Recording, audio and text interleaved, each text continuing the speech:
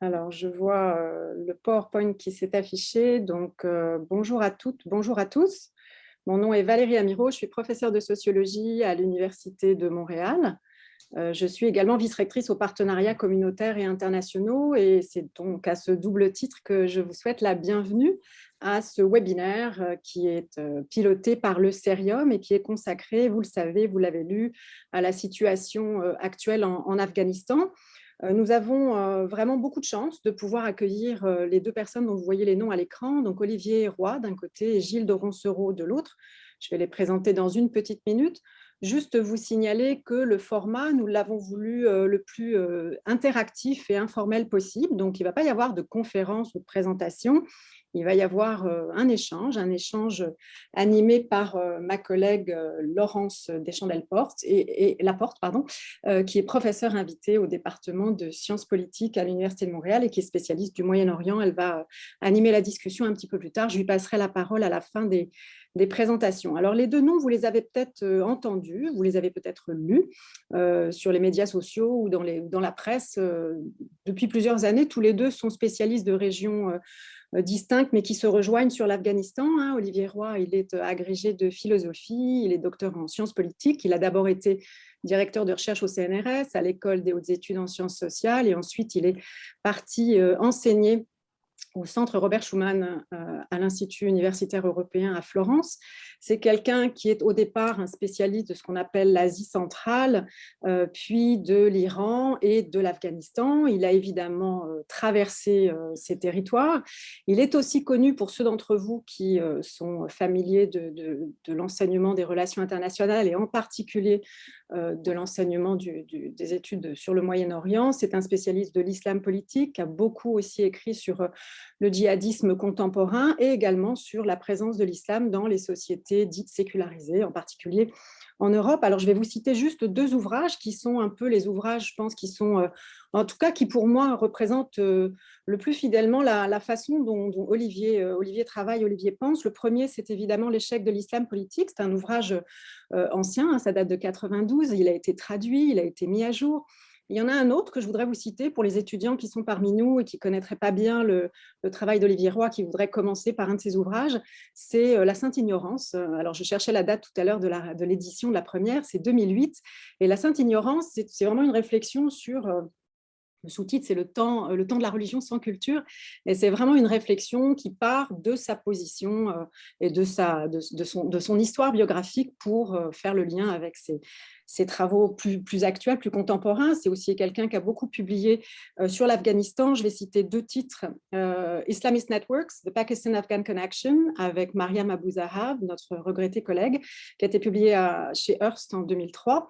Et puis, un petit texte qui s'appelle Afghanistan from Holy War to Civil War, Princeton 95. Et puis, il y a évidemment plein de papiers, policy papers, que vous pouvez trouver sur les internets.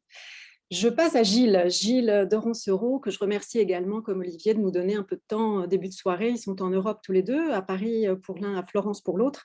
Gilles, il est docteur en sciences politiques, agrégé de sciences politiques. Il est professeur à Paris 1. Il est membre aussi de l'Institut universitaire de France et c'est lui aussi d'abord un expert de certaines régions avant d'être devenu un analyste parfois théorique sur le terrain moyen-oriental. Donc, on parle souvent de la Turquie et de l'Afghanistan en lien avec les travaux de Gilles. Il a aussi travaillé sur la guerre civile en Syrie. Comme pour Olivier, je vais me contenter de citer deux ouvrages. Le premier, il va peut-être m'en vouloir, parce que ça ne nous rajeunit pas, La révolution afghane des communistes aux talibans, qui était sorti en 2000 et puis qui a été ensuite traduit en anglais en 2005 avec évidemment une mise à jour Columbia University Press. Et puis un livre que moi j'aime beaucoup, comme pour le livre que je citais tout à l'heure à propos d'Olivier, La Turquie conteste, régime sécuritaire et mobilisation sociale, qui est paru au CNRS en 2005, qui est un ouvrage qui fait le point sur les questions d'engagement, d'action collective dans le contexte turc. Alors, je vous remercie tous les deux. Une des forces du Cerium, c'est vraiment de pouvoir compter sur la promptitude et la disponibilité d'experts comme Olivier Roy, comme Gilles de Roncereau. Donc, j'invite les participants à ce webinaire à ne pas hésiter à formuler des questions Laurence va rappeler les conditions de fonctionnement tout à l'heure, mais n'hésitez pas à poser les questions. Jean-Frédéric Légaré-Tremblay va se charger de les rassembler et puis éventuellement de les mettre les unes avec les autres quand elles se ressemblent beaucoup. Mais vous avez là une occasion unique de pouvoir discuter d'un pays qu'on connaît mal au Québec, sur lequel on ne communique pas toujours de manière très précise. Donc, je ne peux faire autre chose que vous remercier de nouveau tous les deux et puis vous encourager, les étudiants et les participants à ce webinaire, à poser vos questions. Donc, Laurence, je te passe la parole. Et puis, pardon, tout à l'heure, j'ai écorché ton nom. C'est donc Laurence Deschamps-Laporte. Merci beaucoup Valérie, merci Olivier Roy, merci Gilles de Ronsoro. Je crois que c'est une rencontre absolument incroyable. Puis merci aux technologies qu'on puisse le faire. Et puis la prochaine fois en personne à Montréal, j'espère. On va commencer avec environ 45 à 60 minutes de discussion entre nous. Je vous poserai des questions, vous allez pouvoir répondre.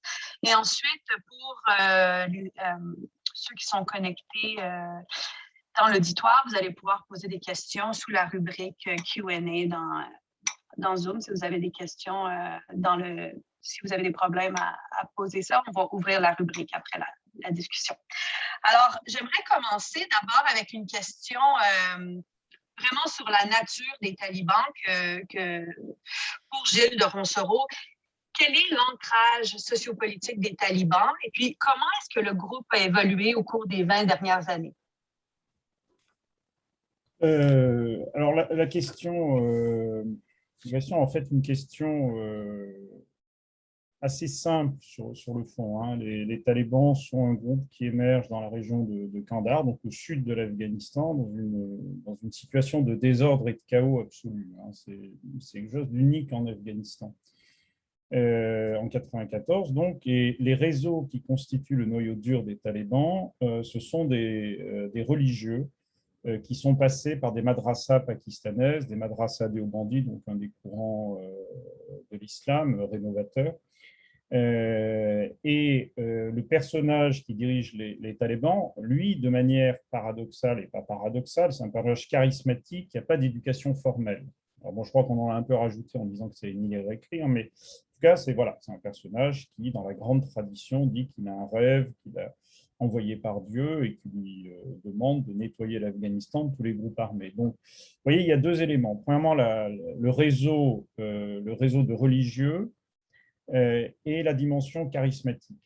Alors, pourquoi ça se révèle essentiel? C'est parce qu'avec le réseau des religieux, ils ont de quoi faire de la bureaucratie. Ce qu'on oublie toujours en parlant des talibans, c'est que c'est d'abord des bureaucrates.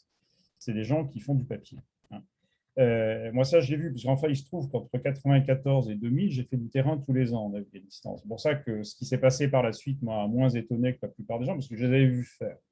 Donc, c'est assez réglementaire, c'est les textes écrits, c'est des décrets, etc. Donc, il y a un côté comme ça assez formel. Et même le charisme de Mollah Omar, c'est un charisme, en fait, qui est fondateur de la règle. Ce n'est pas un charisme contre le rationnel légal, hein, pour reprendre les vieilles catégories, c'est un charisme qui fonde la règle. Et donc, on ne va pas voir Mollah Omar pour lui demander de contourner la charia. Hein. Ce n'est pas trop le problème. Contrairement à ce qu'on voyait chez Massoud, le charisme de Massoud, j'ai un peu voyagé avec Massoud dans le Nord, le charisme de Massoud, ça servait essentiellement aux gens du coin à aller voir le leader pour faire en sorte qu'on puisse s'arranger avec la petite bureaucratie que Massoud avait montée. Donc voilà. Et donc, après ça, ils vont avoir un destin qui... bon, là, je ne vais pas rentrer dans les détails. Il y a de l'aide pakistanaise, il y a le hasard de bataille, il y a beaucoup de choses. Mais ce qui est intéressant, dans le modèle que j'avais monté, j'avais toujours considéré que les talibans étaient favoris à partir de 1995 parce que c'était eux qui avaient la capacité à administrer. Alors, c'était vrai de Massoud aussi, et ce n'est pas par hasard si c'est les deux qui ont survécu, hein, c'est les deux qui avaient la plus grosse capacité bureaucratique, en fait. Hein. Mais c'est quand même eux qui avaient le... Voilà. Et quand ils prennent le pouvoir en 1996 à Kaboul, là, ce qu'on voit, c'est qu'ils sont étonnamment proches dans les règlements qui passent, etc., d'un leader charismatique aussi, qui lui n'était pas Pashtun mais tadjik, c'est ce qu'on a appelé le porteur d'eau, Bachai Sakao, en 29. Hein. Et là, il y a quelque chose d'intéressant parce que aussi en 29, ce personnage charismatique avait été aussi soutenu par une partie des oulémas. Donc, on a en fait, avec les talibans, l'expression de ce courant fondamentaliste ultra-conservateur avec la touche Pashtun du Sud. Quoi. Ce qui veut dire qu'ils ne sont pas tribaux, ils ne sont pas claniques, Ils ne sont pas ethno-nationalistes pashtuns. Voilà. En même temps, dans la pratique, évidemment, mais c'est comme le PS français, hein, il y a des gens de Marseille, il y a des gens de Lille, il y a des gens de la Bretagne, plus la Bretagne ces derniers temps. Bon, ça existe, mais ce n'est pas le principe de structuration. Et même, on pourra parler du gouvernement qui viennent de sortir, là, leur gouvernement provisoire, ça révèle un peu les mêmes types de mécanismes, fondamentalement. Donc voilà à peu près le fondement. Et après, on pourra parler de la mauvaise interprétation des talibans par les Occidentaux. Là, ça a été vraiment une des grandes faillites de l'expertise. Essentiellement, de toute façon, l'expertise sur l'Afghanistan, ça a été une faillite. Et ça, c'est une des 2 ou 3 faillites majeures de l'expertise occidentale. Très intéressant que vous commenciez en mentionnant Kandahar, justement parce que c'était la base militaire où est-ce que le Canada était le plus présent avant l'annonce du retrait des troupes en 2011 et les dernières troupes qui sont parties en 2014. Mais même au côté diplomatique, il y avait quand même une grande présence canadienne à Kandahar comme telle. Et aussi, cet aspect bureaucratique des mouvements islamistes que vous mentionnez, je pense que tout le monde a été un peu surpris, par exemple, quand les archives d'Al-Qaïda au Maghreb ont été découvertes à Tombouctou. Et cette espèce de culture du papier-là des mouvements islamistes est devenue visible. Mais je vous entends à savoir que c'est très présent aussi chez les talibans. Peut-être que j'aimerais savoir, Olivier Roy, si vous voudriez rajouter quelque chose sur cette question de l'ancrage des talibans dans la société afghane et puis de leurs origines. Alors, moi, j'ai visité la région des talibans en 1984, ça ne nous rajeunit pas. J'ai descendu toute la vallée de l'Arghandab à pied jusqu'à Kandahar, puis l'oasis de Panjwai, où j'ai passé une semaine, qui est la base de Mullah Omar. Le mouvement taliban est né, est parti de la madrasa de Panjwai. À cette époque-là, ils n'étaient pas au Pakistan, ils étaient encore en Afghanistan. Et les talibans sont partis d'un réseau de madrasas, d'écoles religieuses rurales, ce qui est assez rare dans le monde musulman. En général, les écoles religieuses sont urbaines, mais pas là-bas, pour des raisons historiques et ça. Ce qui fait que ces madrasas qui étaient dans la campagne se sont convertis en front militaire dès que les soviétiques ont envahi l'Afghanistan, parce que dans le fond, elles étaient justement hors des zones tenues par les Russes. Et la madrasa s'est transformée en bataillon, si vous voulez, avec la même hiérarchie. Mais évidemment, les jeunes, à cause de la guerre, ont fait une percée. On a vu donc une percée d'étudiants. C'est pour ça qu'ils s'appelaient les talibans. Donc, ce sont au début essentiellement des étudiants en religion, et comme le disait Gilles de Ronzorode, qui appartiennent à l'école Déobandi, à l'école hanafite, et avec une influence soufie très très forte dans la région de Kandahar. Ce ne sont pas des salafites, hein, même si l'enseignement a été, dans les années 80, très influencé par des professeurs et des aides venus de l'Arabie saoudite. Alors, ils sont en zone tribale, ils sont nés en zone tribale, ils sont pashtuns, hein, c'est très important, mais ils n'appartiennent pas du tout à l'aristocratie tribale, et les madrasas des talibans sont intertribales et interclaniques. Elles ne correspondent pas nécessairement à, si vous voulez, ce ne sont pas forcément les gens de la région qui vont dans telle madrasa. Il y a donc tout de suite chez eux un dépassement des structures tribales traditionnelles, ce qui est important. Ils appartiennent en général à des clans mineurs, ils n'appartiennent pas du tout à la grande aristocratie tribale. Jamais un aristocrate ou un khan ou un grand chef tribal n'aura envoyé son fils dans une madrasa. Bon, c'était quelque chose d'un petit peu... ça faisait plouc, hein, en un mot. On les envoyait dans l'université ou à l'étranger, etc. Donc, il y a aussi une dimension sociale. Ce sont des fils de métayers, de petits paysans très, très, très largement. Et puis, ils vivent ensemble, très jeunes. Bon. C'est un milieu où il n'y a pas de femmes. C'est assez important pour la suite des opérations. Ils sont formés essentiellement au droit. C'est-à-dire que l'évolution de l'enseignement de ces madrasas, dans les années 50, 60, dans ces madrasas, on vous enseignait tout. Hein. On faisait un peu de maths, un peu d'astronomie, d'astrologie aussi, il faut dire. Bon. Et puis, petit à petit, avec le développement des écoles de gouvernement, ces madrasas se sont concentrés sur l'enseignement religieux. Donc, ce sont des spécialistes du droit et plus spécialement des spécialistes de la justice. Et ça, je rejoins là ce que disait Gilles de Ronzorode. Ils ont une connaissance technique, hein, du droit. Et c'est la raison d'être. Ce sont des juges. Donc, ce n'est pas un mouvement religieux idéologique. Ce ne sont pas des islamistes en ce sens-là.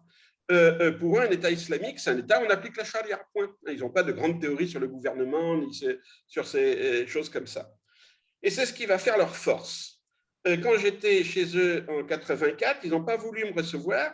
C'est dommage parce que j'aurais pu jouer au foot avec Mollah Omar, mais bon, j'étais accompagné par une femme, donc je crois que ça devait les gêner un petit peu. J'ai été reçu par le petit commandant d'à côté, qui était un métayer de celui qui allait devenir plus tard le président, un métayer de Hamid Karzai. Donc, il faut voir, ces gens-là, ils vivent dans la même région. Le grand propriétaire foncier, la famille Karzai, les talibans à côté. Et l'homme qui m'a reçu, bon, qui est un bon combattant, mais très rapidement, il est devenu bandit de grand chemin. Hein. Et après, quand les Russes sont partis, bon, il rançonnait les gens sur le bord de la route. Ça a énervé Mollah Omar, et Mollah Omar a commencé sa carrière en le tuant. Il s'appelait Daroran, il était tué par Mollah Omar en 94, début 94, et c'était le début du mouvement des talibans. Donc, ils se sont immédiatement positionnés sur le rétablissement de la loi et de l'ordre et sur la justice immédiate. On rend la justice, alors là, c'est une justice orale, hein, même si on fait des fiches, etc., rapide, brutale, il n'y a pas de cadeau, il n'y a pas d'appel, etc.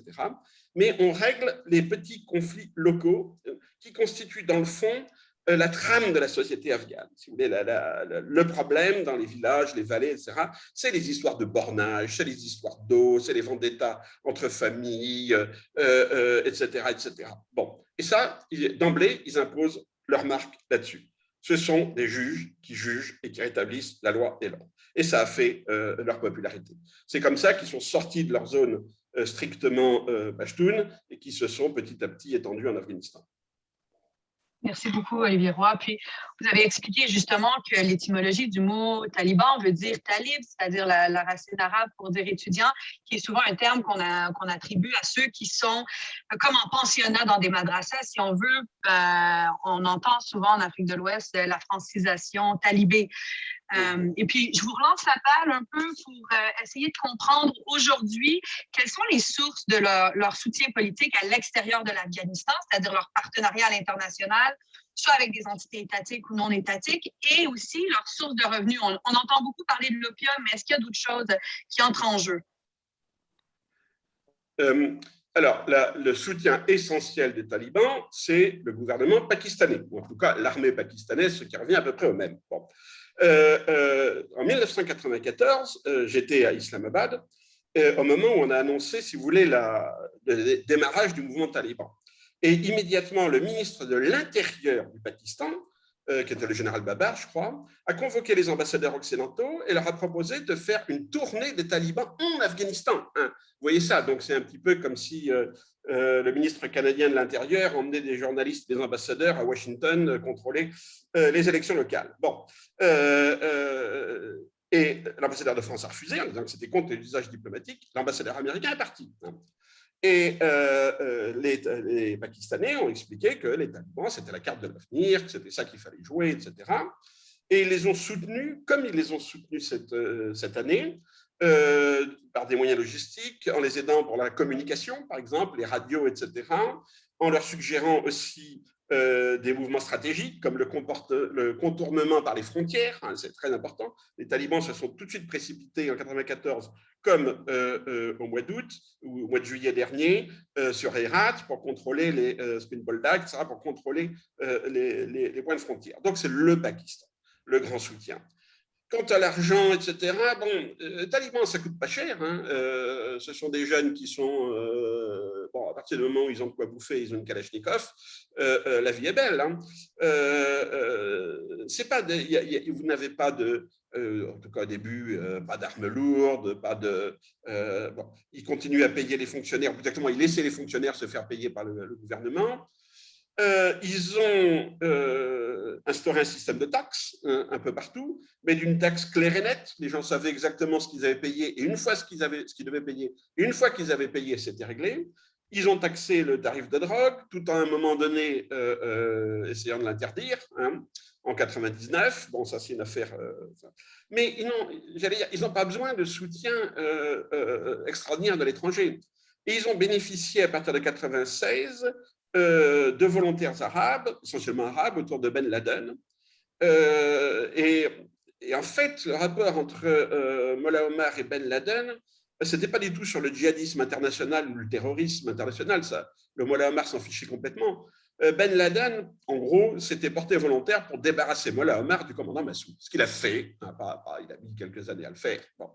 Et les troupes arabes autour de Ben Laden, elles allaient combattre le commandant Massoud au nord. Donc pour Mollah Omar, c'était en gros des supplétifs, hein, pas des mercenaires, mais des supplétifs étrangers qui étaient capables de faire des choses que ses propres troupes ne pouvaient pas faire. Olivier Roy, juste une précision peut-être, parce qu'on lisait dans certains journaux, par exemple, autour de la date disons, du retrait américain, que les talibans étaient beaucoup mieux payés que les forces de l'armée afghane. Est-ce que c'est vrai? Est-ce qu'on a des preuves? Peut-être qu'on mettait trop de l'avant cet argument économique ou…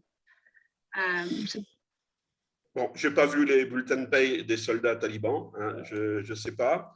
Ils n'ont pas une tête à être bien payés. Et je crois que ça dépend ce qu'on appelle, à quoi on compare. C'est-à-dire, est-ce qu'on compare avec la solde que touchait réellement le soldat de base de l'armée gouvernementale ou avec la solde que payaient les Américains pour les soldats de l'armée gouvernementale qui ne touchaient évidemment jamais la solde qui avait marqué, lui, sur son bulletin de paye. Il y a aussi, si vous voulez, on rentre sur un problème majeur, qui est celui de la corruption. Et les talibans, en tout cas, pour le moment, ne sont pas corrompus. Les autres, est-ce que je peux me permettre d'intervenir là-dessus? Allez-y. Parce que c'est un argument qui m'a toujours fasciné, ça, le fait que les talibans soient payés ou pas. Parce qu'en fait, la conclusion, et ça ramène à l'analyse des guerres civiles par tout le courant nord-américain, hein, c'est des questions d'intérêt personnel et notamment économique. Et ça va dans le mur parce que, évidemment, on dit les talibans sont payés $10 par jour, donc ils combattent parce qu'ils sont payés. Et en même temps, on ne dit pas du tout la même chose pour les armées occidentales qui sont incroyablement mieux payées. Donc, en fait, il faut être clair. Pour en 2002, 2003, 2004 se lancer dans la lutte avec les talibans, il fallait y croire beaucoup parce que la probabilité de se faire tuer était extrêmement forte. Il y a eu quand même des dizaines de milliers de talibans qui se sont fait éliminer par les forces américaines essentiellement. Donc, en fait, il faut faire attention. Derrière l'argument de la paix, il y a une lecture économiste des guerres. Et ça a aussi fait beaucoup de mal. Et bon, ça, c'est un peu la question que j'aborde dans mon livre. Peut-être que je peux le mentionner parce qu'en fait, ça s'intéresse exactement à ces 20 dernières années. Hein. C'est le gouvernement transnational de l'Afghanistan, une si prévisible défaite. C'est sorti cette année et ce n'est pas par hasard si c'est cette année parce que, bon, voilà, le gouvernement allait tomber. Je me suis dit, c'est le moment de publier parce que, de toute façon, l'histoire est terminée. Voilà. Voilà. Bon, je crois que c'est important. Pour cette nuance. Ouais. Est-ce que je pourrais vous demander d'ajouter quelque chose au sujet du Qatar? Parce qu'on a entendu d'Olivier Roy la relation avec le Pakistan, mais évidemment, le Qatar était au centre des négociations avec Trump et avec Biden par la suite. Alors, en fait, il faut remonter un petit peu avant. Assez bizarrement, les premiers à avoir tenté quelque chose d'un peu structuré dans la négociation avec les Talibans, ce sont les Français, en fait. Ce qu'on a appelé les négociations de Chantilly. Et c'était en fait, il se trouve par des hasards ou des semi-hasards, j'ai été assez étroitement associé à cette opération. L'idée, c'était de faire venir des talibans, ce qu'on appelle les délistés, c'est-à-dire les sortir des listes terroristes pour leur permettre de venir à côté de Paris et avoir une discussion inter-afghane. Et c'était ça l'idée. Il y avait eu des avancées, il y a eu trois rencontres de Chantilly, il y a eu des avancées majeures sur la question, notamment du terrorisme, du type de constitution, etc. Et à un moment donné, pour des raisons pas très claires, Laurent Fabius, qui était ministre des Affaires étrangères, a essayé de mettre fin à l'opération. Et ce qui s'est passé, c'est que juste après, donc on est en 13, juste après, les négociations s'ouvrent au Qatar. Mais on a une transformation de la négociation. Ce n'est plus une négociation inter-afghane à ce moment-là, c'est une négociation entre les États-Unis et l'Afghanistan et les talibans. Et au Qatar, il manquera toujours quelqu'un, c'est le gouvernement légal de l'Afghanistan. Pourquoi? Parce qu'on est déjà, vous savez que le destin de l'Afghanistan, quelque part, il a été scellé par Obama en juin 2011 quand il a annoncé le retrait des troupes de l'OTAN. Après, c'était terminé. Avant, c'était très mal parti, mais après juin 2011, c'est fini. Et donc, ce qui va se passer, c'est que les négociations vont traîner parce que les Américains, et notamment les militaires américains, essayent de bloquer les négociations, mais ces négociations, elles visent qu'à une chose, c'est le retrait. Ce n'est pas des vraies négociations au sens propre. on ne prévoit pas de plan pour l'Afghanistan, il n'y a pas véritablement de volonté d'intégrer les talibans dans un système pluraliste ou quoi que ce soit, il n'y a rien. Il y a, bon, on part et on aimerait bien ne pas se faire tirer dessus en partant, et si possible, mais là, il n'y a aucune garantie, on aimerait bien que vous ne soyez pas trop sympa avec Al-Qaïda. C'est tout ce qui se passe. Hein. Donc, c'est très clair. Donc, le déplacement des négociations au Qatar, ça veut dire la fin des négociations, de fait. Voilà. Et maintenant, on voit que le Qatar joue ses propres cartes, donc aide au régime taliban, c'est comme la Turquie, c'est comme la Chine, c'est le Pakistan, c'est les nouveaux interlocuteurs de proximité. Quoi. Ouais. Gilles de Roncereau, tout à l'heure, vous avez un peu ouvert la porte en nous invitant à discuter de ce qu'on aura mal compris des talibans ou un petit peu les préconceptions qui sont erronées. J'aimerais vous poser une question sur ça, mais un peu plus large. Qu'est-ce que les forces étrangères ont mal compris de l'Afghanistan en 20 ans de guerre et de reconstruction? À peu près tout. Hein. Moi, c'est ce que j'ai appelé l'anthropologie imaginaire de l'Afghanistan. C'est-à-dire que l'Afghanistan est un pays en pleine révolution sociale, une urbanisation absolument explosive, des transformations des modes de vie en milieu urbain, une rigidification fondamentaliste dans les campagnes, dans beaucoup d'endroits, des tensions extrêmement fortes, ethniques, communautaires. Bon, on a tout à peu près. C'est un chaudron, hein, c'est bouillonnant, l'Afghanistan. Et face à cette société-là, qu'est-ce qu'on a fait? On a inventé un Afghanistan traditionnel que ni moi ni Olivier n'ont connu, c'est-à-dire un Afghanistan hyper localiste, avec des gens avec des turbans qui boivent le thé et qui ont des intérêts hyper locaux, qui n'ont jamais fait de politique de leur vie, etc.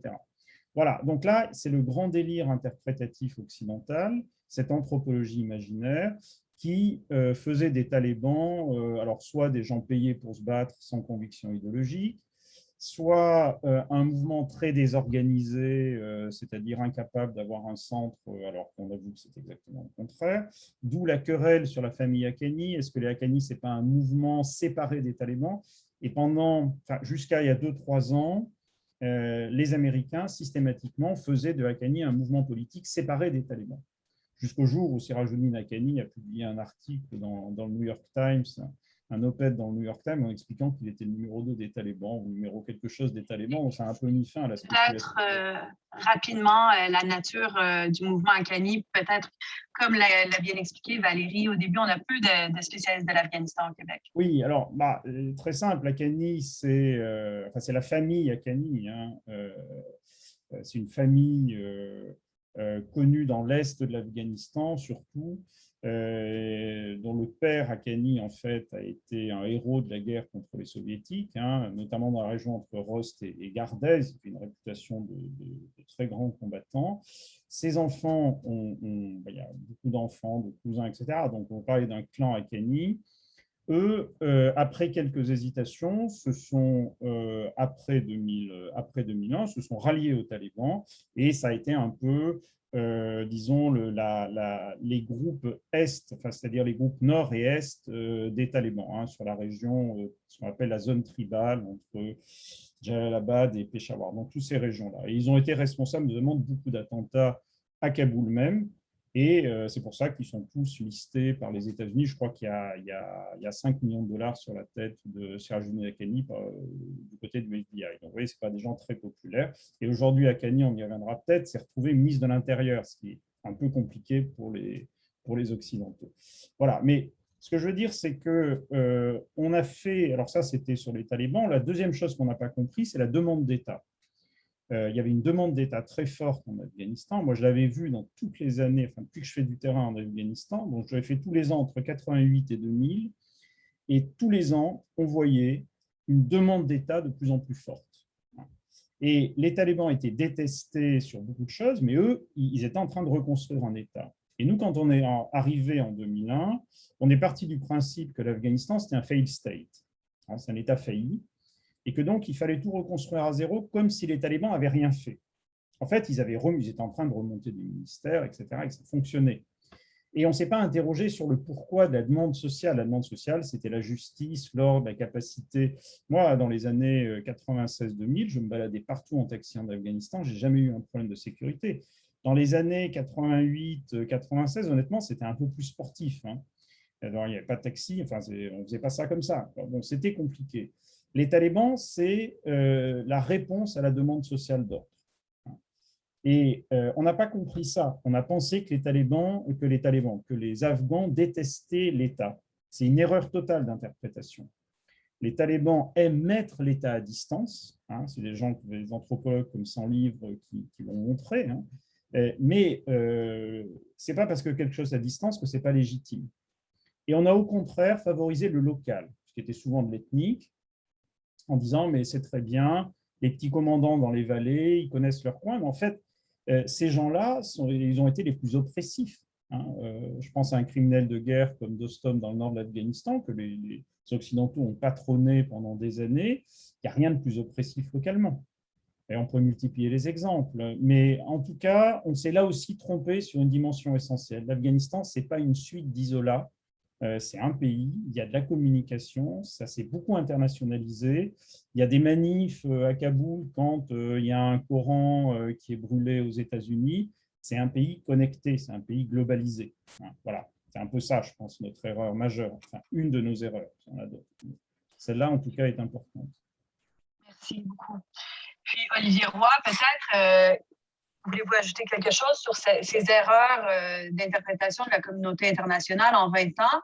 Et puis peut-être aussi un mot sur si vous considérez en fait que les talibans sont un mouvement nationaliste afghan plutôt que… Comment est-ce qu'on le compare, les talibans, à d'autres mouvements islamistes dans le reste du monde? Alors, comme le disait Gilles de Ronzero, il y a une tradition étatique d'Afghanistan, puisque l'Afghanistan est un pays qui s'est construit autour de l'émirat de Kaboul d'abord, autour de la monarchie ensuite. C'est un pays, on est d'accord, qui est beaucoup d'ethnies, très fragmenté, etc. etc. Mais c'est l'État qui a construit le pays. Et il y a une demande d'État parce que c'est la condition d'existence de l'Afghanistan. Et les gens le savent pertinemment. S'ils s'opposent aux interventions étrangères, c'est dans la mesure justement où elles cassent l'État afghan, et pas du tout dans la mesure où elles essaieraient de restituer au peuple sa liberté face à l'État afghan. Donc, il faut bien comprendre ça. Alors, évidemment, les Occidentaux ont voulu créer un État et à partir de rien, une espèce d'État clé en main où on crée un ministère de la Justice, on va former des juges, on va nommer les juges qui vont aller dans la campagne, etc. etc. Bon, même chose avec l'armée, même chose avec tous les types d'administration. Et là, on joue sur une carte qui existe, enfin sur une corde qui est très sensible en Afghanistan. C'est justement, je dirais, l'arrogance du fonctionnaire. Tout le problème de l'État afghan traditionnel, c'était de s'articuler sur la société traditionnelle, de trouver des compromis locaux avec les autorités locales, avec les mollahs, etc. C'était un jeu complexe, mais qui fonctionnait à peu près. Le pays a été en paix entre 1933 et 1973, 40 ans de stabilité et de paix. On oublie ça. La France, durant ces 40 ans, avait dans une situation beaucoup plus chaotique.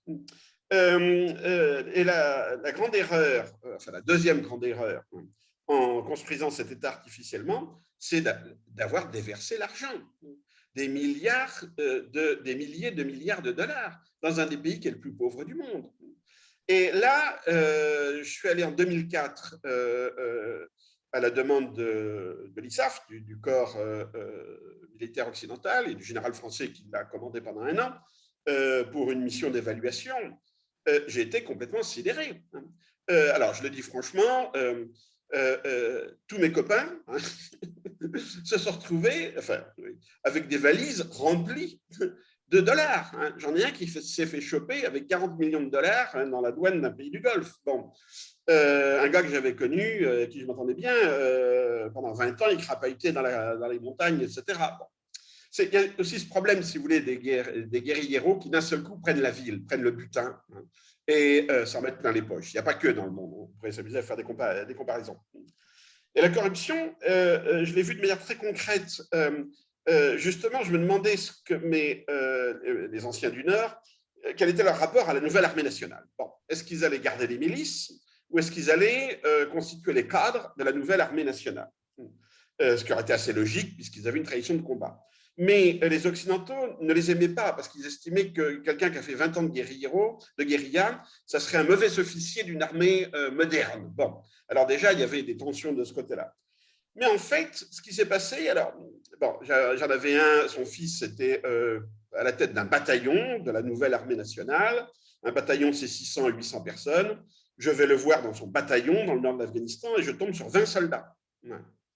Et je demande où sont les autres. Et là, on me regarde d'un air un peu gêné et on me dit, oh, mais ils sont dans leur famille. Bon.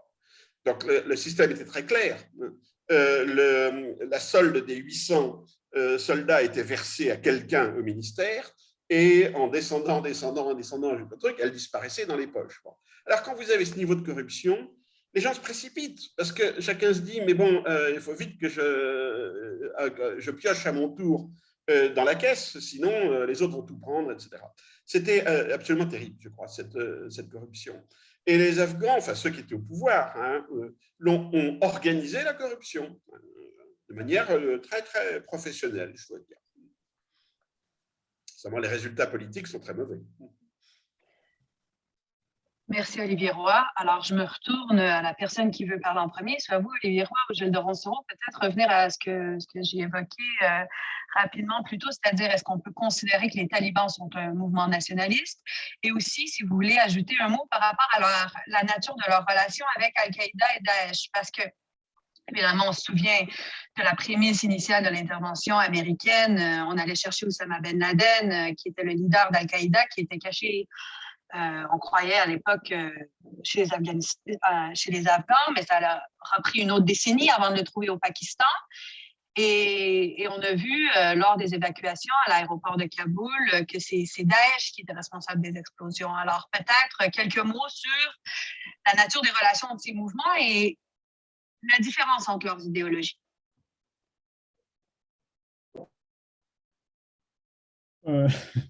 Qui c'est qui y va, Olivier? Tu y vas ou j'y vais? Allez-y, Gilles de Ronceau, je vous vois. Vous avez pris le micro virtuel. Bon, bah d'accord. Bon, j'ai pris le micro alors. Ouais. Bon, bah, c'est pas moi, j'aimerais d'abord souligner la faiblesse des sources sur cette question. Hein. C'est-à-dire qu'il s'est raconté beaucoup de choses. En fait, on n'a pas beaucoup de sources. Parce que les talibans sont un mouvement difficile à pénétrer. En fait, il n'y a pas de… À ma connaissance, hein, ce que j'ai lu de l'expertise, ce n'est pas bon sur l'interne des talibans. Hein, il y a 2-3 personnes qui ont réussi à faire des choses, mais il y a eu une série de légendes urbaines sur les divisions internes des talibans, les relations avec Al-Qaïda, etc. Donc, grosso modo, on ne sait pas. Et ce qui se passe à l'intérieur d'Al-Qaïda, on ne sait pas beaucoup. Je vais prendre un exemple pour montrer ça. En 2016, les satellites probablement de la CIA ou des militaires ont repéré un camp d'entraînement important d'Al-Qaïda au sud de Kandahar, hein, dans une zone désertique, et c'était un camp d'entraînement vraiment important. C'est gênant, c'était plusieurs centaines de personnes, et bon, du coup, les Américains ont bombardé, mais personne n'avait vu arriver ça. Tout le monde a été obligé de réajuster ses prévisions parce qu'on parlait d'un effondrement d'Al-Qaïda, etc. Donc, on se retrouvait avec un camp d'entraînement massif, ça n'allait pas. De la même façon, là, dernièrement, il y a eu un rapport de l'ONU qui est sorti expliquant qu'il y avait 200 ou 300 membres d'Al-Qaïda en Afghanistan. Bon, alors sans vouloir être trop cynique, je pense que simplement, pour justifier le retrait américain, il y a l'idée qu'il n'y a plus beaucoup de gens d'Al-Qaïda parce que, bon, voilà. Donc ça, faiblesse des sources. Deuxièmement, les drones, ça ne fonctionne pas. Hein, ça tue des gens, ça tue pas mal de civils, mais ça ne fonctionne pas comme moyen de régulation. Hein, la guerre à distance, c'est une catastrophe, et je ne parle même pas de la famille, 7 enfants qui se sont fait massacrés par un tir de drone mal dirigé juste au moment de l'évacuation de l'aéroport. Donc ça, c'est les deux choses sûres. Hein. Et la troisième chose qui est à peu près sûre, c'est que Ben Laden, avant de mourir, avait commencé à demander à ses troupes de repartir en Afghanistan. C'est-à-dire qu'ils étaient beaucoup sur la zone frontalière, mais souvent au Pakistan, parce que c'était un peu plus sûr que l'Afghanistan, et à un moment donné, ils sont tous rentrés. Donc, voilà. Et tout ça me laisse penser que dans un pays où les gens d'Al-Qaïda, ils sont là souvent depuis 20 ans, ils se sont mariés, etc., ils peuvent désormais évoluer en milieu urbain. Donc, à mon avis, on est devant un problème qu'on n'est même pas capable de quantifier et de mesurer de façon efficace. Hein, ça, c'est le premier élément. Bon, le deuxième élément, maintenant, rapidement, c'est que c'est une rencontre de circonstances. Hein. Al-Qaïda était en Afghanistan avant les talibans, avant que les talibans arrivent dans ces régions, exactement. Bon, ils ont trouvé les camps, c'est ce que disait Olivier, ils les ont plus ou moins utilisés, mais la vraie rupture, c'est quand Clinton a décidé de bombarder à coups de missiles l'Afghanistan. Et là, il y a eu une réaction nationaliste. Et à partir de ce moment-là, les talibans ont décidé que non, ils n'allaient pas se laisser bombarder. Et là, on voit typiquement un effet pervers de la façon américaine de faire, mais c'est vrai au Yémen, c'est vrai au Pakistan, c'est vrai en Afghanistan. Les tirs de drones comme solution ponctuelle à un problème qui est structurel. Et rien n'indique aujourd'hui, mais absolument rien n'indique qu'il y a eu une rupture des relations. Moi, je vois personnellement la présence de Haqqani au gouvernement afghan, donc très lié à tous les réseaux d'Al-Qaïda, comme une espèce de signe assez clair que Al-Qaïda ne va pas s'opposer aux talibans, qu'il va y avoir une espèce de modus vivendi. Par exemple, la rencontre qui me paraît très symbolique, c'est Haqqani, Sirajuddin Haqqani rencontrant, puis Anas Haqqani, les deux rencontrant Abdullah Abdullah, donc un homme de l'ancien régime, et Hamid Karzai, l'ancien président. Donc voilà, ça c'est des signes, à mon avis, qui ne trompent pas sur le fait que, bon, la vraie question et la vraie négociation ne porte pas sur la présence d'Al-Qaïda en Afghanistan, mais sur ce qu'ils vont faire en Afghanistan. Voilà, à mon avis, c'est ça. Il faut être réaliste. On ne va pas éliminer Al-Qaïda de l'Afghanistan. Merci beaucoup. Puis, ce qui est intéressant, on est en campagne électorale fédérale au Canada en ce moment. Puis, plusieurs experts se désolent qu'il y ait peu de discussions de politique étrangère. Je pense que je peux m'inclure là-dedans. Peut-être que c'est propre des pays paisibles, alors c'est un mal pour un bien jusqu'à un certain niveau. Évidemment, une des choses qui a été discutée, c'est les évacuations de l'Afghanistan puis la responsabilité canadienne. Ce qu'on voit, c'est que l'autre pays du G7 qui est en élection, l'Allemagne, l'autre élément par rapport à l'Afghanistan, entre autres, qui a été débattu dans les débats en Allemagne, c'est justement l'utilisation des drones et qui a l'autorité de décider si les drones devraient être utilisés dans le contexte allemand et européen. Alors, je vous remercie d'avoir soulevé ce point. Puis peut-être que j'aimerais entendre Olivier Roy sur la même question. Et si vous pouviez aussi dire un mot sur la relation entre les talibans et Daesh également. Merci. Oui, alors le problème, ce n'est pas la présence ou non de gens d'Al-Qaïda sur l'espace afghano-pakistanais, c'est qu'est-ce qu'Al-Qaïda peut faire maintenant et qu'est-ce que les États qui sont là, le gouvernement pakistanais et le gouvernement afghan, peuvent laisser faire à Al-Qaïda. Bon, c'est un jeu politique, ce n'est pas parce que vous avez des gens étiquetés terroristes quelque part qu'il va y avoir du terrorisme. Ils sont dans quel cadre de contrainte, c'est ça qui compte. Mais effectivement, les gens d'Al-Qaïda et les talibans ont un passé commun, d'une certaine manière. Par contre, avec Daesh, ce n'est pas du tout pareil. Bon, on ne sait pas exactement qui sont les gens de Daesh en Afghanistan. Il semblerait que dans beaucoup d'endroits, ce soit d'anciens talibans qui ont fait sécession, qui ont fait scission. Et souvent en Afghanistan, quand il y a une scission, ce n'est pas forcément pour des grands débats idéologiques, ça peut être pour des raisons beaucoup plus locales. On n'en sait rien. Mais il y a un profond antagonisme entre Daesh, l'État islamique, et les talibans, qui portent sur des questions essentielles de stratégie. Qu'est-ce que Daesh reproche aux talibans? Un, d'avoir négocié avec les Américains, donc avoir accepté le principe de la négociation. Deux, de s'en tenir à l'État-nation, c'est-à-dire à s'engager à ne pas agir au-delà des frontières de l'Afghanistan. 3, de reconnaître qu'il y a des relations internationales, c'est-à-dire des accords signés, des échanges d'ambassadeurs, etc., etc. Et 4, d'avoir renoncé à massacrer les chiites. Bon, c'est-à-dire de ne pas poursuivre cette guerre contre les hérétiques, etc., à l'intérieur de l'Afghanistan. Donc, ce sont, si vous voulez, des oppositions de fond. D'autre part, les talibans ne peuvent pas se permettre d'être doublés sur leur droite, si je peux dire. C'est-à-dire d'avoir des gens qui se disent plus islamiques qu'eux. Pour les talibans, plus islamique que moi, tu meurs. C'est hors de question, parce qu'ils perdent leur légitimité.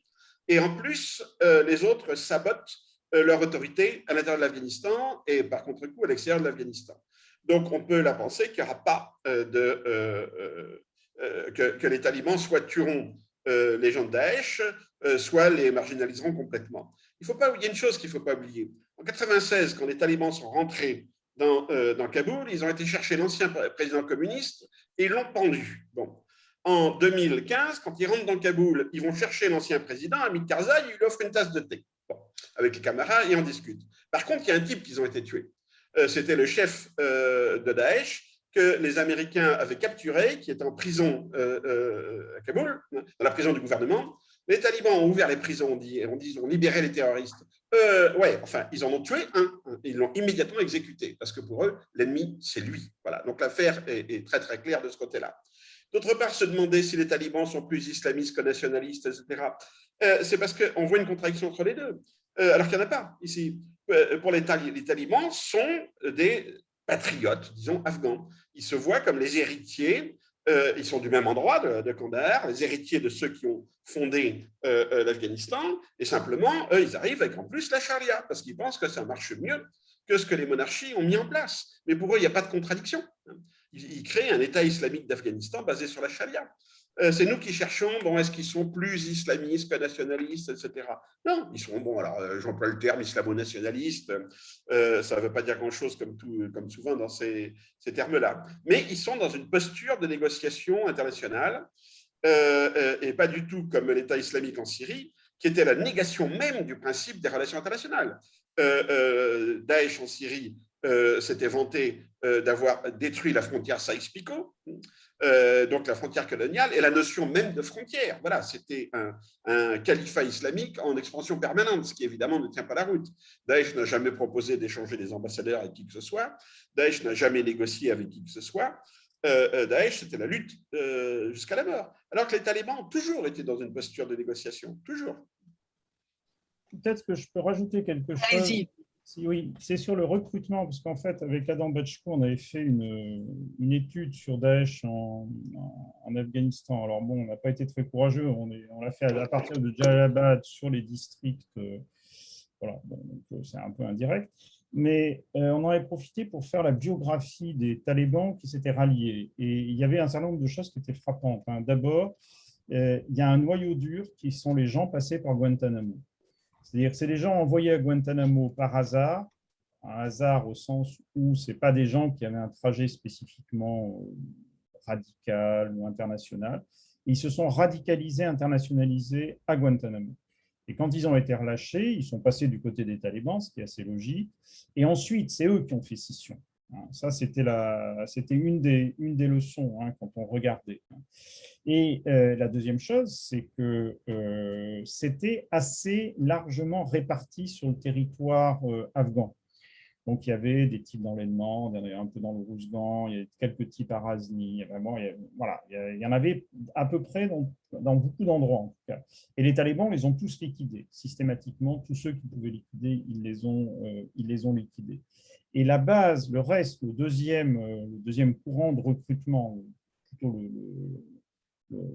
l'endroit où Daesh recrute, c'est le périurbain, les jeunes qui ne trouvent pas de boulot parce que la situation afghane, économique afghane, c'est une dépression majeure. Tous ces gens-là, un peu vaguement éduqués, etc., qui autrefois, à position sociale comparée, seraient devenus soit une des branches du communisme, une branche un peu plus dure du communisme, ou seraient devenus islamistes à la façon de Gulbuny Hekmatyar. Donc on retrouve, et c'est ce que je disais tout à l'heure, je pense que c'est essentiel, l'Afghanistan, c'est une société qui produit de la révolution, qui produit des mouvements révolutionnaires de façon continue depuis les années 70. Ce n'est pas du tout une société du compromis, c'est une société de la révolution. Merci. Puis, Roy, j'ai aimé ce que vous avez dit par rapport à l'absence de contradiction entre patriotes, nationalistes et islamistes. Puis, la raison pour laquelle je m'intéresse à cette question, puis c'est un contexte qui est assez loin de l'Afghanistan, mais dans le contexte égyptien, qui est davantage ma spécialité, on a l'impression que les frères musulmans, lorsqu'ils étaient au pouvoir, ont sous-estimé la force du nationalisme égyptien et d'être perçus par certains groupes de la population comme État supranational, ça leur a fait très mal, en fait. Et puis, le mouvement salafiste en Égypte, à mon avis, que j'ai étudié, a mieux compris, disons, cet échiquier nationaliste. J'aimerais poser une question par rapport à la différence entre la capitale de Kaboul et les régions, les zones rurales. Comment le retrait américain et international est perçu de manière différente entre ces deux zones? Puis qu'est-ce que ça signifie dans la vie de tous les jours des habitants de Kaboul versus du reste de l'Afghanistan? Peut-être que je vous relance la balle, Gilles Doronçon. Là encore, il faut faire attention parce qu'on a très peu de sources. Commence à y avoir des enquêtes de bons journalistes qui connaissent bien l'Afghanistan, Luc Mathieu par exemple, etc., dans l'IB, mais on ne sait pas encore bien ce qui se passe dans les régions. Donc ça, je pense que c'est important. L'idée qu'on en a, c'est que c'est calme. Alors, je dirais il y a de l'ordre au sens où voilà, les gens ne se tirent pas dessus, il y a de l'ordre qui règne, avec toutes les ambiguïtés de l'expression. Et les gens sont extrêmement soulagés de la fin des attaques de drones et des bombardements américains. Il faut voir que la phase post-14, 15, 16, 17, 18, 19, 20, c'est une phase de bombardement intensif des Américains. Les Américains n'ont jamais autant bombardé l'Afghanistan qu'après le retrait de l'essentiel des forces de l'OTAN. Et ça, il faut le comprendre. Ça veut dire qu'il y a des régions qui ont vécu un enfer avec, du fait que les frappes de drones se faisaient à base d'algorithmes, d'écoute, etc., un sentiment de paranoïa dans certains coins de la Kunar sur la frontière pakistanaise, une province afghane, mais sur la frontière pakistanaise. Donc des ambiances totalement paranoïaques parce qu'on ne savait pas qui allait être tué, pourquoi, ce n'était pas très clair, il y avait beaucoup d'erreurs. Donc je pense qu'il y a un extraordinaire soulagement. C'est 42 ans ou 43 ans de guerre civile qui se terminent en Afghanistan. Il y a pour beaucoup de gens qui n'aiment pas forcément les talibans, c'est la fin de la guerre. Et ça, nous, je pense qu'en tant qu'Occidentaux, on a du mal à le comprendre parce qu'on vit dans des univers confortables. Mais pouvoir prendre sa voiture de Kaboul pour aller à Kandahar sans risquer de tomber dans une embuscade, etc., c'est majeur. Et puis de l'autre côté, il y a un groupe, c'est le groupe des classes modernistes, on va appeler ça comme ça, bon, c'est pas terrible, on va appeler ça comme ça. C'est nous qui l'avons formé, ce groupe, à partir notamment des gens qui travaillent dans les ONG, des anciens communistes, bon, tous ces gens-là. Ils ont bénéficié des financements occidentaux. C'est un groupe de quelques centaines de milliers de personnes, peut-être, on ne sait pas. C'est essentiellement sur Kaboul, pas du tout Kandahar, mais Jalalabad aussi, peut-être un peu Mazar-e-Sharif et Herat. Et voilà, et ce groupe-là, pour les femmes notamment, mais pas uniquement, pour ces gens-là, c'est la fin du monde. C'est la fin de leur monde. Et je dirais que si on regarde la continuité historique, il y a toujours une tension depuis un siècle entre modernistes, fondamentalistes, même si les camps ne sont jamais aussi clairs que ça. Et là, et c'est les islamistes, ça c'est Olivier qui l'avait montré, c'est les islamistes qui représentaient une forme de synthèse. Et là, il n'y a pas de synthèse, il y a les fondamentalistes au pouvoir. Donc il y a une classe sociale entière qui cherche à partir, d'où le problème des Occidentaux. Et on prend juste les collaborateurs militaires, ou alors on ouvre, mais si on ouvre, voilà, c'est 300, 400 000 personnes qui veulent sortir. Et c'est nous qui les avons créés, donc on en est quelque part un peu responsable aussi. Voilà. Merci Olivier Roy. Les différences en termes de perception depuis la ville ou la campagne en Afghanistan? Il y a toujours eu un décalage entre Kaboul et la campagne, ça c'est sûr, mais ça s'est considérablement accentué pour des tas de raisons à partir depuis 40 ans. Kaboul a toujours été une espèce de bulle. Pendant la guerre contre les Soviétiques, il n'y avait pas de guerre à Kaboul. Les gens de Kaboul ne se battent jamais. Kaboul est prise, reprise, etc., mais par des gens qui viennent de l'extérieur. Les Kaboulis sont spectateurs, si vous voulez, par rapport à leur propre histoire. Et ils en sont aussi victimes, bien sûr. Quand les Moudjahidines sont rentrés en guerre civile en 92, ils ont détruit la ville. Mais les gens qui détruisaient la ville, ce n'étaient pas du tout des gens de la ville. Donc, il y a cet antagonisme latent qui est très fort. Et puis, on a eu cette bulle, ce Kaboul qui s'est créé pendant les 20 ans de présence des troupes occidentales. Bon, les chiffres ne sont jamais très sûrs, mais enfin, Kaboul ne faisait pas 1 million d'habitants en 2000. On dit que Kaboul fait 6 millions d'habitants maintenant. C'est une ville jeune. Les gens sont éduqués. Ils ont été éduqués. Ils ont accès à Internet. Ils ont des téléphones portables, etc., etc. Et ils ont bénéficié de tout ce développement économique complètement artificiel. Ils ont bénéficié aussi de l'action des ONG, en particulier pour les femmes. Ça leur a permis de progresser non seulement bon, sur le plan de l'université et tout, mais dans le business aussi. Il y a eu des aides pour la création d'entreprises tenues par des femmes, etc. Bon.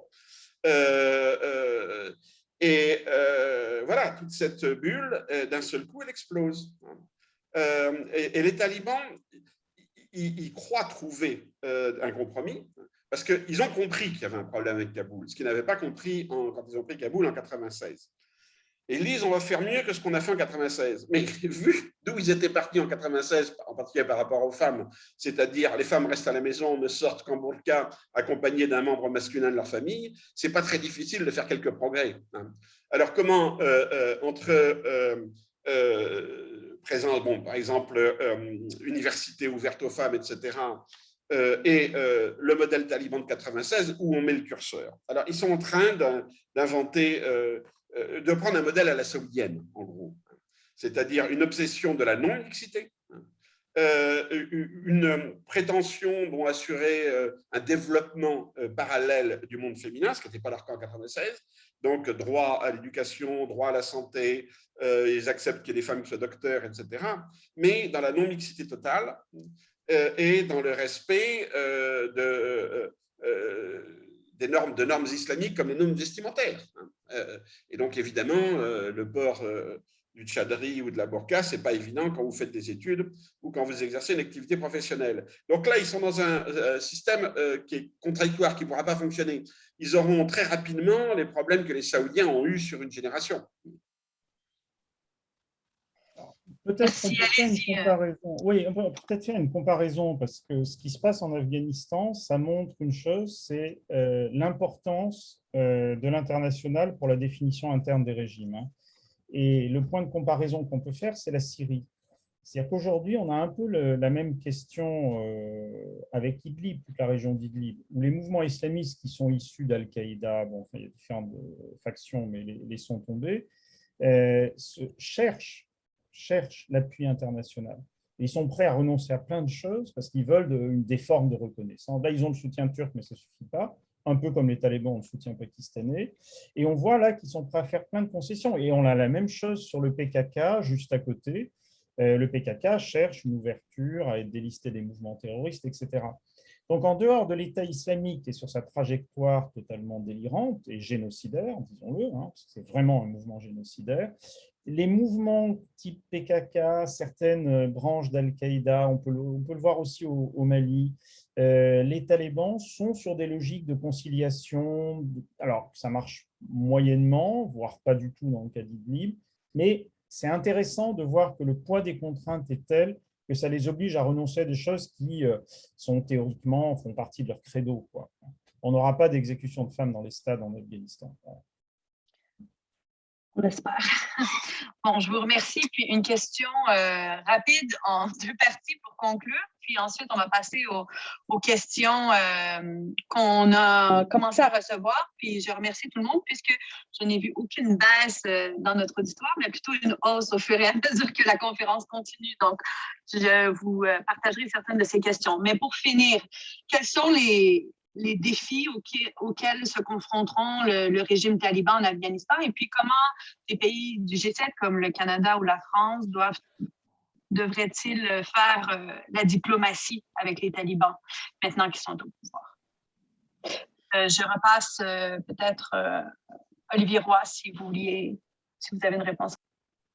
Le premier défi, c'est l'administration du pays. C'est tout simplement gouverner, point. Et en particulier dans des conditions extrêmement difficiles sur le plan humanitaire. Il y a une sécheresse très importante, il y a besoin d'une aide humanitaire, et ça, il va falloir qu'ils gèrent ça. Donc, ça amène tout de suite à la seconde question, les rapports avec la communauté internationale. Eh bien, il faut évidemment reconnaître le gouvernement taliban. Bon, puisqu'on leur a donné le pouvoir, c'est quand même, ça serait bizarre qu'on leur dise, on vous a laissé les clés, mais on ne vous connaît pas. Donc, il y a une reconnaissance à faire à condition que les talibans respectent les règles internationales et jusqu'à maintenant, ils les respectent. Ils n'ont pas attaqué les ambassades, loin de là, ils ont laissé les ONG travailler, ils laissent les gens qui ont un visa partir, etc., etc.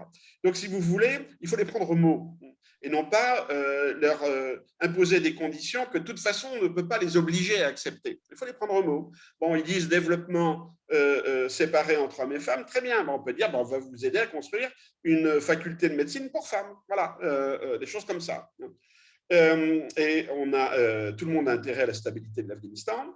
Et à partir du moment où les talibans s'engagent à ne pas laisser le terrorisme international à partir de leur territoire et reconnaissent les frontières de l'Afghanistan, il n'y a pas de raison de ne pas engager des relations avec eux, bien sûr, hein, sans renoncer, évidemment, aux principes qu'on peut avoir. Mais ils sont ouverts à la négociation, ils ont négocié. Ils ont négocié. Donc, on continue dans cette voie des négociations. Merci, Gilles de Ronsoro, les défis des talibans puis la reconnaissance internationale. Oui, moi je signe complètement le plan d'action d'Olivier, mais moi je vais me placer de l'autre côté, c'est-à-dire mais mon inquiétude c'est que la position d'Olivier est trop raisonnable et trop rationnelle pour que ça marche. Voilà, donc et moi je vais plutôt lister les points de dérapage. D'abord, il ne faut pas oublier que l'OTAN vient d'être vaincue, qu'il y a un sentiment d'humiliation extrêmement profond et que cette humiliation, c'est un élément de politique intérieure aux États-Unis majeur. Il y a déjà des gens au Congrès, des républicains, qui veulent faire passer des lois interdisant la reconnaissance des talibans. Deuxièmement, il y a des mobilisations qui vont être des mobilisations complexes avec la diaspora, etc., qui vont vouloir renverser le régime taliban. Alors, la bulle du Panchir a explosé, mais il y aura toujours quelqu'un pour proposer un super plan avec plein de temps de sanctions pour affaiblir et renverser. Bon, on a vu ce que ça donnait pour l'Iran, mais je pense que ça reste dans les cartes. Et le troisième élément, qui est quelque part le plus dangereux, c'est une escalade qui n'est pas tout à fait voulue ni d'un côté ni de l'autre, mais qui conduit à un point de blocage. Et par exemple, une frappe de drone américaine qui se passe mal, c'est en général le cas des frappes, et qui amène une réaction nationaliste du côté taliban, de nouvelles sanctions du côté américain et une escalade comme on a vu en 98. Donc ça, c'est un scénario qui personnellement me fait assez peur. Et on serait donc dans une situation où les talibans ne seront pas renversés du tout, hein, mais ils vont pouvoir faire ce qu'ils veulent à l'interne. Pourquoi? Parce qu'ils auront l'aide des Chinois, des Pakistanais, des Russes, donc les grands défenseurs, et des Iraniens, hein, qui vont faire en sorte que le mouvement taliban ne tombe pas, parce qu'ils n'ont pas intérêt à ce qu'il tombe, mais sans lui donner de reconnaissance internationale, parce que le gouvernement taliban sera beaucoup plus susceptible de répondre aux pressions de ses voisins s'il n'est pas reconnu. Donc très concrètement, un gouvernement taliban non reconnu et à bout de souffle financièrement sera amené à signer des accords sur les matières premières avec la Chine, par exemple, parce que c'est de ça qu'on parle, qui seront des accords catastrophiques pour l'Afghanistan. Et on peut multiplier tous les sujets. Ça veut dire que l'Afghanistan sera dans l'orbite du Pakistan de façon beaucoup plus dure que si les Occidentaux sont toujours là, s'il y a des possibilités de coopération. Donc voilà, donc autant je suis d'accord avec Olivier, on l'a dit avec Adam Bachko, on est tous, enfin je pense qu'on est beaucoup à être d'accord sur cette ligne, autant mon inquiétude c'est que voilà, c'est rarement la solution rationnelle qui triomphe, quoi, expérimentalement. Au Canada, je pense que ce débat-là est loin d'être réglé. Puis, on le voit à travers les années, pas juste avec les talibans, mais je pense qu'on ne s'entend toujours pas ici, même si la diplomatie est une nécessité non négociable ou un privilège qu'on accorde. Je pense qu'on tombe peut-être dans le même plan, mais disons que je pense que ce n'est pas du tout réglé dans le débat politique canadien, au moins ici. Alors, je passe aux questions qu'on a reçues et puis je commence avec, outre l'ordre et la justice, quel est ou quels sont les principaux éléments du programme politique taliban? Qui aimerait prendre cette question? Olivier Roy, Gilles de Ronsoro. Quel est le programme politique des talibans? Et ses grands tenants et aboutissants. C'est mieux que vous donniez la parole parce que sinon ça crée un blocage avec Olivier. Gilles, donc, donnez la parole à quelqu'un. Allez-y, je vous écoute. C'est trop poli. Bon, j'y vais alors du coup. Mais donnez la parole parce que sinon on reste bloqués tous les deux. Oui, allez-y, Gilles de Ronsoro, on vous écoute. Bon, ok, j'y vais alors. Le programme politique, il est 1, l'économie, 2, l'économie, 3, l'économie. Alors j'exagère un tout petit peu, mais les caisses sont vides. il y a quand même un facteur positif, c'est que le régime n'étant pas corrompu, il va pouvoir utiliser les postes douaniers de manière rationnelle, c'est-à-dire que l'argent va revenir au centre, ce qui n'est pas le cas avant. Mais la situation, la dépression est marquée depuis 2014, donc le retrait occidental. Il n'y a aucune industrie productive PME en Afghanistan, il n'y a rien. Il y a une usine d'embouteillage de Coca-Cola à côté de Kaboul, c'est tout. Donc, c'est un désastre économique assez profond. Il y a la perte de compétences des artisans des artisans afghans qui ont été soumis à la concurrence des produits chinois, notamment tous les trucs en plastique, etc. Et il y a évidemment une population jeune qui s'accroît extrêmement rapidement. C'est-à-dire que voilà, l'âge médian, c'est 18 ans, donc il y a des générations entières qui viennent sur le marché du travail. Les talibans ne sont pas équipés pour répondre à ça, ni intellectuellement. Bon, ce ne sont pas des grands économistes, et ils ne vont pas avoir les cadres, ni financièrement. Il semblerait qu'il y ait des aides humanitaires qui se débloquent pour la famine, mais il faudrait des aides au développement. Et là, ils sont, à mon avis, ils sont dans le brouillard. Donc, leur problème central, c'est le socio-économique, vraiment fonction essentielle de l'État et remonter l'économie. Et je pense qu'ils n'ont pas les armes pour le faire. Merci Olivier Roy. Avez-vous quelque chose à ajouter? Non, je suis d'accord avec ça. Bon, alors je vous adresse la prochaine question, Olivier Roy. Il semble que les États-Unis ont laissé le terrain en Afghanistan à d'autres grandes puissances, dont la Chine. Est-ce juste? Alors, il faut voir une chose. Les Américains n'ont pas d'intérêt géostratégique en Asie centrale. Ça n'a jamais été leur problème.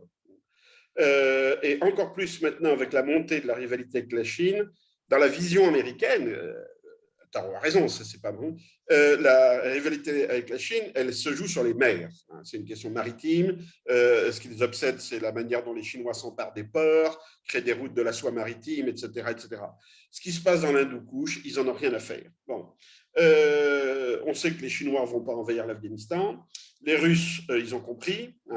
Les Iraniens n'ont aucune envie d'envahir l'Afghanistan. Les Pakistanais sont parfois tentés. Eh bien, bonne chance. Et voilà. Pour les Américains, il n'y a pas d'enjeu. Il n'y a pas d'enjeu gazier ou pétrolier comme on a pensé qu'il y aurait pu y en avoir dans les années 90. Maintenant, la question de l'exportation des hydrocarbures de l'Asie centrale vers l'Occident, elle est réglée parce que c'est passé par d'autres canaux. Et il n'y a pas d'ennemi idéologique. C'est pour ça que la comparaison avec Saïgon n'est pas bonne. Quand les Américains ont quitté Saïgon, le Vietnam est tombé dans l'espace communiste. C'était une illusion optique, mais enfin, sur le moment, oui, tout le monde s'est dit, ça y est, le monde communiste s'étend. Tandis que là, l'Afghanistan abandonné par les Américains ne tombe dans rien du tout. À la rigueur, dans un trou, mais dans rien du tout. Donc, pour les Américains, ce n'est pas du tout une défaite géostratégique, c'est une défaite d'image, bien sûr, c'est une défaite morale. Mais il n'y a pas vraiment d'enjeu géostratégique. Donc, ils peuvent partir sans regret, non pas du tout pour réduire leur présence dans le monde, mais pour se concentrer sur ce que voit comme la grande menace la Chine dans le Pacifique. Alors, je combine avec une autre question en vous relançant sur le rôle de la Russie, parce qu'on a vu que, par exemple, les Russes n'ont pas fermé leur ambassade au cours des dernières semaines. Comment est-ce que l'évolution, est-ce que la relation entre les talibans et la Russie est en évolution? Évolution, j'en sais rien parce qu'il faudrait voir d'où elle part. Il y a une très grande continuité. Et je dirais, quand les Russes sont partis d'Afghanistan, ils savaient qu'ils ne reviendraient pas en Afghanistan. Donc, il fallait maintenant gérer la question afghane par d'autres manières. En 1995, j'ai déjeuné à Islamabad avec le représentant russe qui s'occupait de la question afghane et talibans. Il s'appelait Zamir Kaboulov. Il est toujours en poste. À la même époque, j'ai bien connu M. Salman Khalilzad qui discutait pour les Américains avec les talibans. Il est toujours en poste. Donc, on a une continuité dans la politique russe et américaine, d'ailleurs, d'une certaine manière, mais surtout russe, bien entendu, dans leur gestion de l'Afghanistan.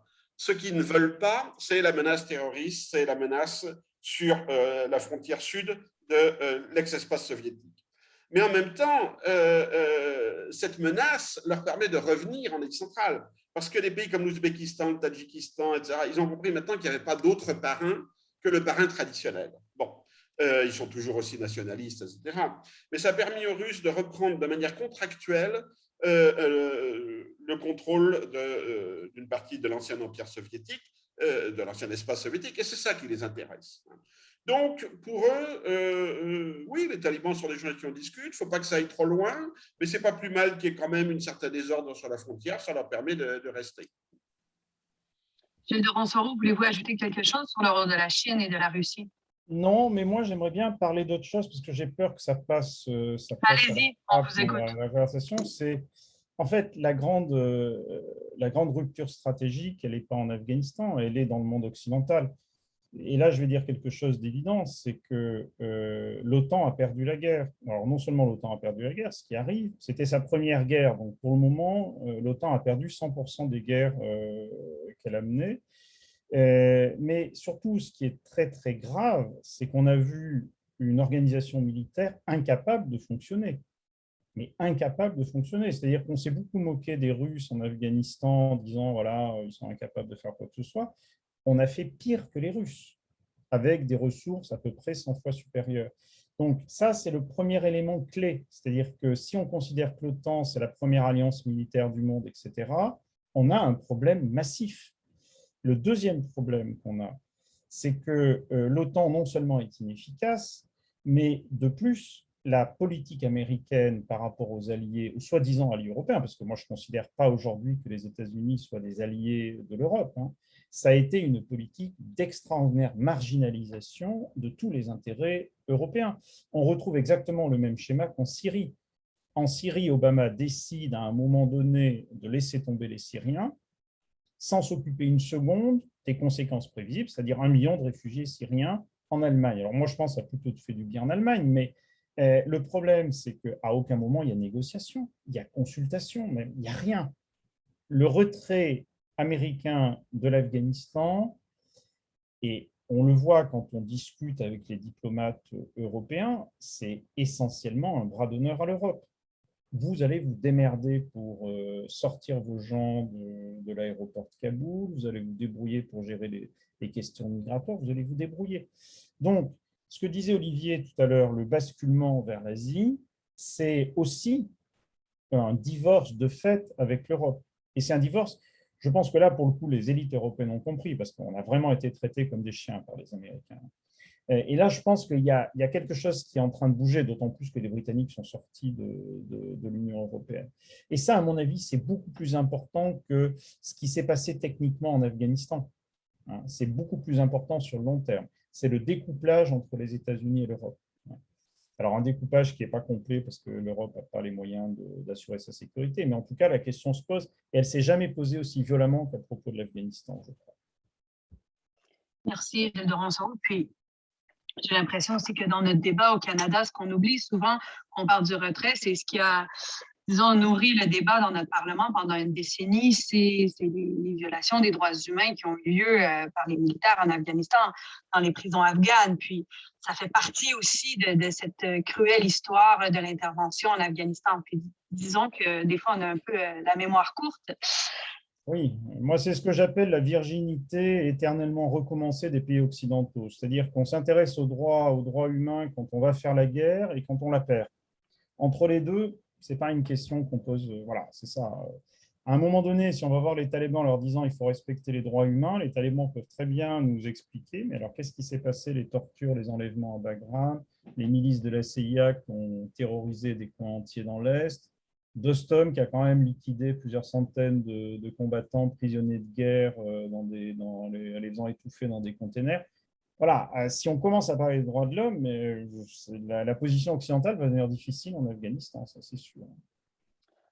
On a reçu une question d'une collègue au département de sciences politiques, Marie-Joëlle Zahar, qui va intéresser tous ceux d'entre nous qui doivent enseigner et accompagner des étudiants. Donc, une question méthodologique, mais très importante, à mon sens, pour la pratique. Tant Gilles qu'Olivier ont souligné que l'erreur principale de l'Occident a été sa grille de lecture.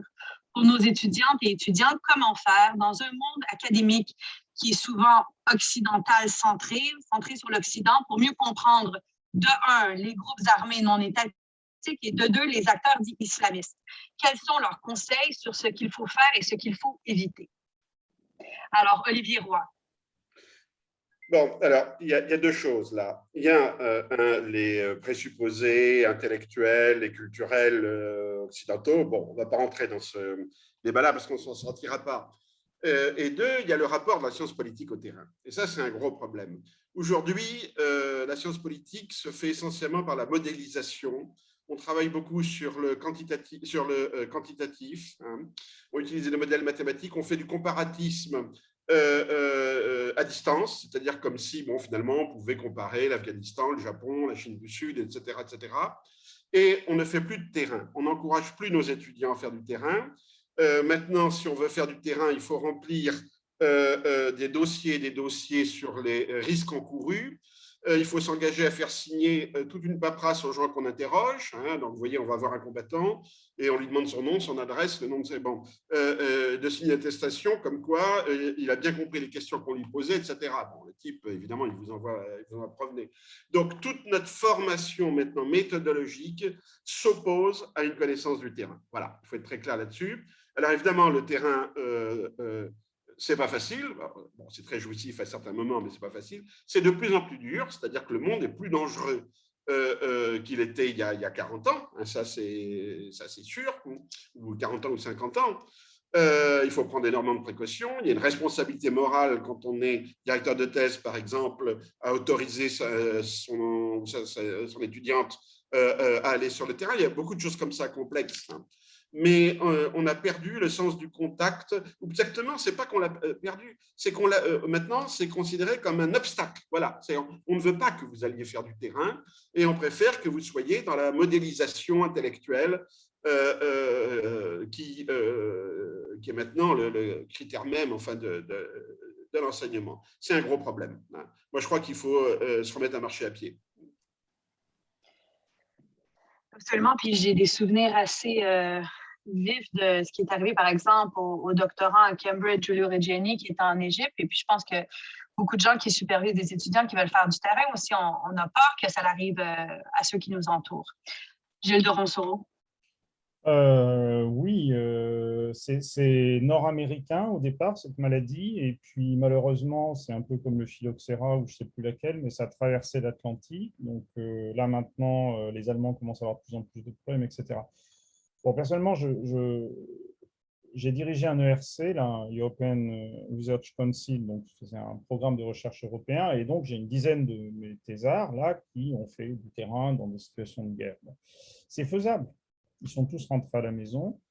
Ce n'est pas du tout infaisable. Je crois qu'il y a un risque objectif, mais en même temps, on parle à des adultes, donc les gens sont capables aussi de se prendre en charge. Ça peut arriver qu'il y ait quelqu'un qui meurt, parce que des fois, il n'y a pas de chance, quoi. Bon, voilà. Mais ce n'est pas non plus suicidaire. Je veux dire, on ne parle pas de commando. Hein. Le problème, en fait, il est plus compliqué que le risque. Ce n'est pas le risque, le truc. C'est une modélisation particulière du social. Tout à l'heure, je parlais des théories économicistes qui reposent essentiellement sur les données, mais des données très spécifiques qui sont sous-traitées maintenant pour l'essentiel. Soit c'est des données des grandes institutions type Banque mondiale, soit c'est sous-traité, c'est-à-dire qu'il y a des opérateurs locaux, des petites entreprises, etc., qui produisent les données. Donc, ce qu'on fait, ce qui est un peu vicieux quand même, c'est-à-dire que nous, on refuse de donner aux étudiants la possibilité d'avoir un contact avec le terrain, mais par contre, on sous-traite. Et on sous-traite dans des conditions telles que les données ne sont pas utilisables. Donc, on a un problème massif. Alors, qu'est-ce que ça a comme conséquence? Ça a comme conséquence que les gens qui font du terrain, maintenant, à part des Iroquois, enfin, ou des Mohicans plutôt, bah, c'est beaucoup des gens qui sont dans les think tanks. Parce que dans les think tanks, on s'en fout. Un peu, voilà, il n'y a pas de règle de sécurité pour les gens qui opèrent dans les think tanks. En tout cas, c'est rare. Et ces gens-là sont pris dans des mécanismes d'expertise qui, en fait, les rendent totalement dépendants des institutions qui les financent, directement ou indirectement. Et moi, c'est ce que j'ai vu. J'ai passé 3 ans à la Carnegie à Washington. C'est de la folie. C'est-à-dire que les gens qui parlent de l'Afghanistan, en général, ils ne sont jamais allés, ou alors ils sont allés 3 jours sur une base américaine. Que de toute façon, leurs expertises, et ce n'est pas qu'on les empêche de faire du terrain, c'est que ça ne les intéresse pas parce que ce n'est pas comme ça qu'on produit. C'est pas comme ça qu'on arrive à avoir les bons contrats, etc. Et surtout, il ne faut pas se mettre mal avec l'institution militaire américaine ou autre. Donc, en fait, on a stérilisé la recherche, en tout cas aux États-Unis, parce qu'en Europe, il reste quand même des gens qui font des choses, mais aux États-Unis, on a stérilisé la recherche. On a mis en place un système d'experts think tank qui est totalement contre-productif. Et on se retrouve en plus avec une compétition universitaire qui va dans le mauvais sens, c'est-à-dire que les gens qui sont ce que j'appelle des néopositivistes, ces espèces de quantitativistes un peu, voilà, ils prennent les positions progressivement, ils s'installent dans les départements, ils recrutent jamais des gens qui travaillent autrement, et vous prenez les grandes revues de sciences politiques américaines, l'American Political Science Review par exemple, j'ai fait le calcul sur les 20 derniers articles dans le livre que je suis en train d'écrire. Les 20 derniers, il y en a un article sur les 20 qui tient debout méthodologiquement. Tout le reste, vous pouvez le foutre à la poubelle. Le problème, c'est que, effectivement, comme vous le savez, l'American Political Science Review, c'est un peu le must. Si vous publiez là, vous êtes sûr d'avoir un poste. Le problème, c'est que c'est de la merde. Et moi, je suis prof à la Sorbonne. De toute façon, je peux le dire, mais vous ne pouvez pas le dire si vous êtes aux États-Unis. Si vous êtes nord-américain, vous ne pouvez pas le dire. Vous tuez votre carrière. Voilà. Qui aura, à un moment donné, aux États-Unis, le courage de dire cette revue ne produit rien d'utilisable méthodologiquement. Voilà, on en est là. Et ce qui pose un problème majeur, c'est d'ailleurs peu étudié, c'est pour ça que je vais essayer de travailler là-dessus, c'est la question de la régression dans les sciences sociales. C'est-à-dire que les sciences sociales ont atteint un point, je pense, d'avancement intellectuel, pas négligeable, et on est en pleine régression.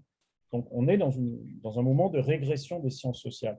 Or, quand vous regardez les travaux d'épistémologie, c'est rare que les gens s'intéressent à ça, parce qu'il n'y a pas beaucoup d'exemples, en fait, hein, et dans un système démocratique. Voilà. Donc, moi, je pense que le problème, il est là. Qu'est-ce qu'on peut faire pour stopper une régression scientifique? Donc, l'avantage là-dedans, c'est lorsqu'on va à la rencontre de ceux qui font du travail ethnographique à l'intérieur d'APSA, comme j'ai déjà fait, c'est un souper au moins intime parce qu'on peut rencontrer tout le monde dans cette très grande conférence. Alors, une question finale pour vous, Olivier Roy, et on donnera encore évidemment le droit de réplique à Gilles de Ronsoro sur la couverture médiatique. Comment jugez-vous la couverture médiatique occidentale de l'Afghanistan? Estimez-vous qu'elle joue un rôle très important, trop important dans la prise de décision politique par les grandes puissances? Elle joue un rôle extrêmement important, puisque ce qu'on disait tout à l'heure, les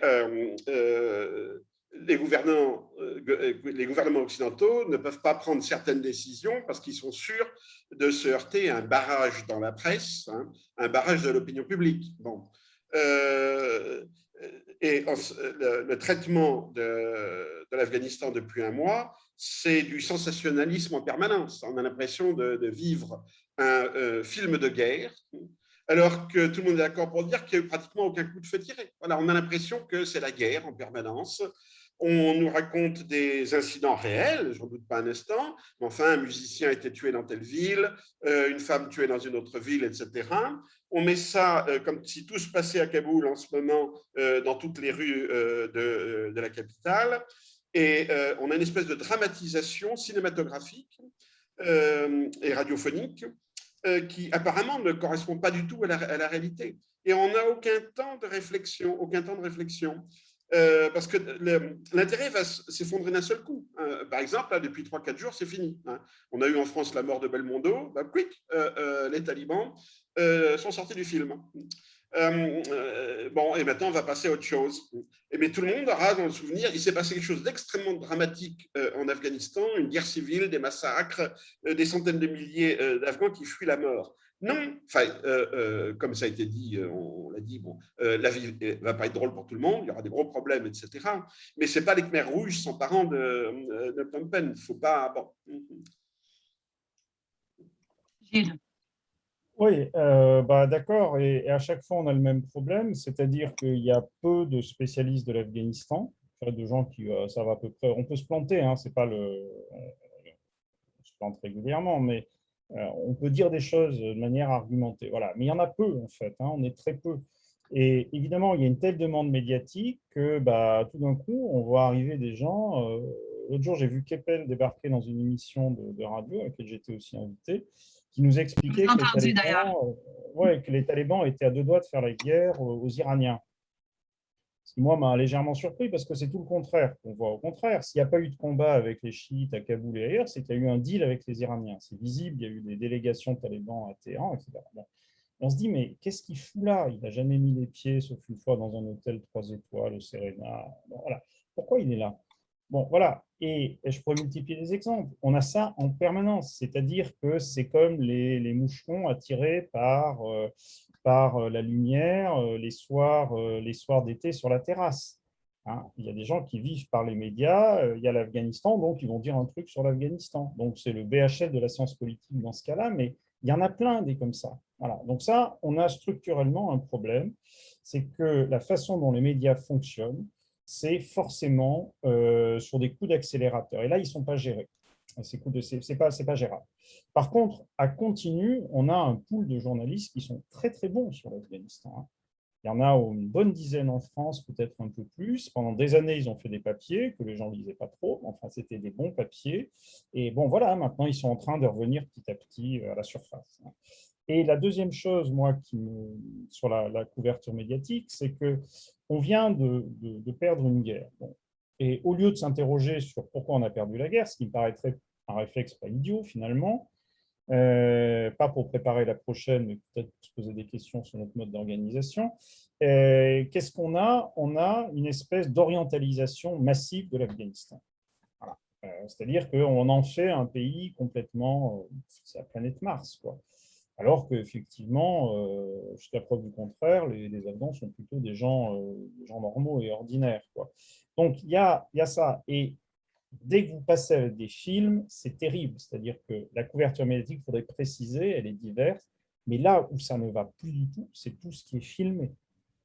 La télévision a une façon de fonctionner qui fait qu'il vaut mieux pas regarder la télévision si on veut avoir des infos à peu près fiables, quoi. Hein, on se désinforme en regardant la quasi-totalité des émissions télé, quoi. Ça, voilà.